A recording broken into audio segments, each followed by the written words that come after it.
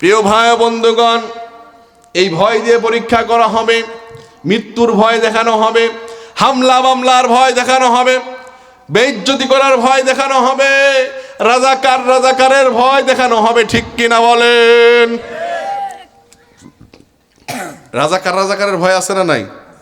আরে কথা বলে আছে না নাই? কিছু হলেই রাজাকার, তারা আমাদেরকে রাজাকার বলতো। ঠিক কিনা বলেন? আমাকেও রাজাকার বলছে। আমি একটা স্টেজে ওয়াজ করছি, বলছে রাজাকারের বাচ্চা না হলে এই কথা বলে। আমার কি রাজাকার হওয়ার বয়স আছে বলেন? দেখে মনে হয় আপনাদের সন্তান বয়সে আমি, আমাকেও রাজাকারের বাচ্চা বলেছে। তার মানে আমরা সুস্পষ্ট বুঝাই দিতে চাই, কোরআনের কথা বললে যদি রাজাকার হয়, তোমরা রাজাকার আমাদেরকে বলেছো, আর আল্লাহ গোটা বাংলাদেশের সমস্ত তরুণদেরকে 1 সেকেন্ডের মধ্যে রাজাকার বানিয়ে দিয়েছেন। ঠিক কিনা বলেন?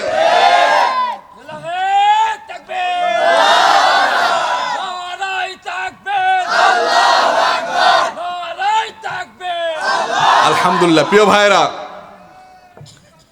সব জায়গাতে তুমি কে আমি কে, রাজাকার। কে বলেছে? কে বলেছে? আরে কথা বলে না, কে বলেছে? বলেছিল রাজাকার, হয়ে গেল সরকার। ঠিক কিনা?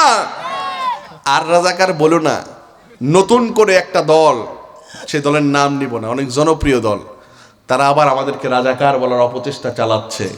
সুস্পষ্টভাবে বলে দিতে চাই, ফেরাউনের দিকে তাকান, হামানের দিকে তাকান, আবু জাহেলের দিকে তাকান, সর্বশেষ আপনাদের আদর্শিত স্বৈরাচার ফাসিস্টদের দিকে তাকান।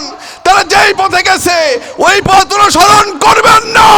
ওই পথ অনুসরণ করলে আপনারা ওই পথে নিপাত যাবেন। ঠিক কিনা বলেন? প্রিয় ভাইরা, ক্লিয়ার কথা। তারাও আমাদেরকে রাজাকার বলে গালি দিতে চায়। আমরা বলতে চাই, রাজাকার খেলার দিন শেষ, আল কোরআনের বাংলাদেশ। ঠিক কিনা? ব্যক্তির নামে স্লোগান শেষ, নারে তাকবীর, আল্লাহু আকবারের বাংলাদেশ। ঠিক কিনা? প্রিয় ভাই ও বন্ধুগণ, এই জন্য গভীর মনোযোগ দিতে হবে। কোরআন অনুযায়ী আমাদের রাষ্ট্র গড়তে হবে, কোরআন অনুযায়ী জীবন গড়তে হবে, কোরআন অনুযায়ী পরিবার গড়তে হবে। বলেন ইনশাআল্লাহ। তাহলে ভয় গেল, পরীক্ষা গেল কয় নাম্বার? কথা বলে না, কয়টা বাকি আছে? কয়টা? লিল্লাহে তাকবীর। মুরব্বীরা গভীর মনোযোগ আছে না নাই? এইবার 2 নাম্বার গভীর মনোযোগ দিয়ে শুনবেন। 2 নাম্বার পরীক্ষা হবে ওয়াল জুই।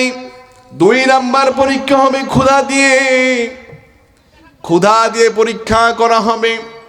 এখন আপনি আমি বলতে পারি, হুজুর ক্ষুধা দিয়ে পরীক্ষা শুধু গরিবদেরকে হয় না, না বড় লোকদেরকে আল্লাহ ক্ষুধা দিয়ে পরীক্ষা করেন। ঠিক কিনা বলেন?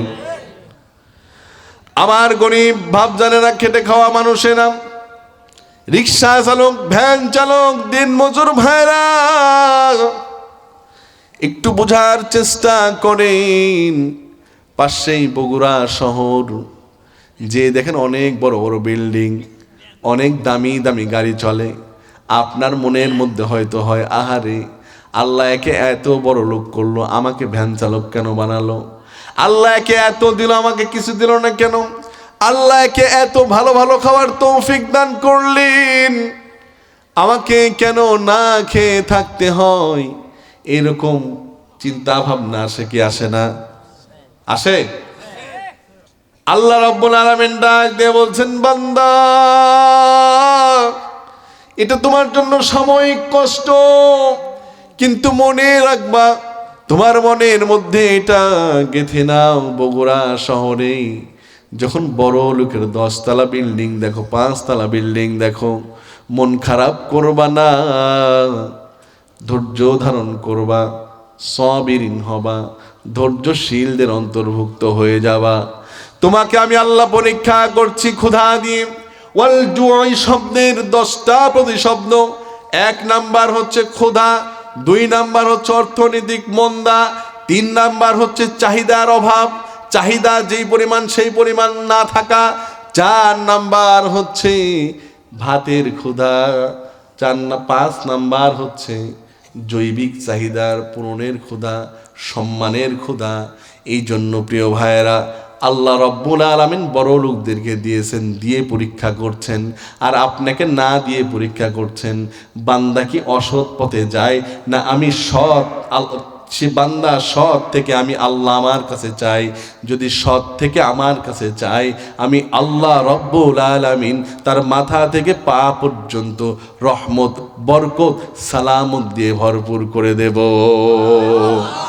আল্লাহ আবার ডাক দিয়ে বলেন, ও আমার বান্দা, ও গরিব বান্দারা, আল্লাহ যাদেরকে গরিব বানাইছেন রব্বুল আলামিন সুন্দর করে ডাক দিয়ে বলেন, আমার গরিব বান্দাদেরকে বড় লোকের থেকে 1000 বছর আগে জান্নাতে আমি আল্লাহ প্রবেশ করাবো। আর আফসোস আছে?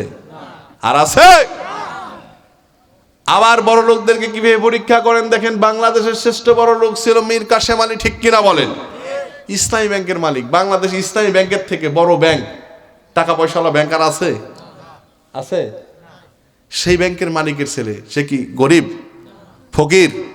তার কোনো অভাব আছে? আল্লাহ রাব্বুল আলামিন আরমান ভাইকে পরীক্ষা করলেন কিভাবে দেখেন। ওয়াল জু'i শব্দটা বোঝানোর জন্য বলছি।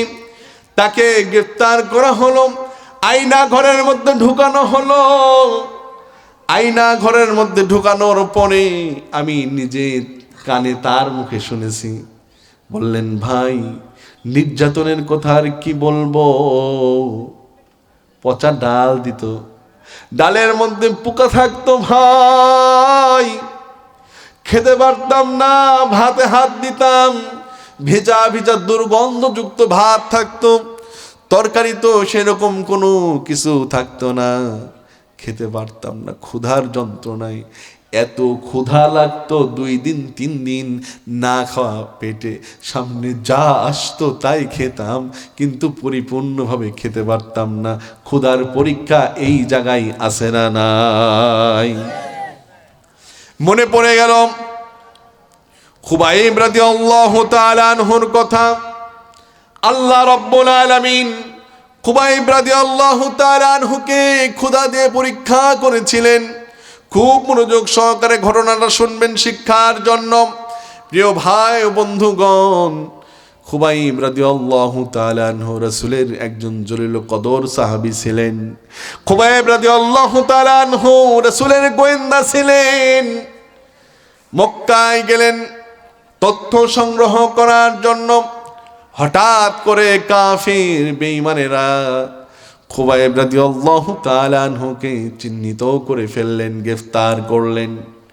এরপরে জেলখানায় নিয়ে আয়না ঘরে ঢুকালেন, এমন নির্যাতন শুরু করলেন। খুবাইব রাদিয়াল্লাহু তাআলা আনহুকে প্রস্তাব দেওয়া হলো।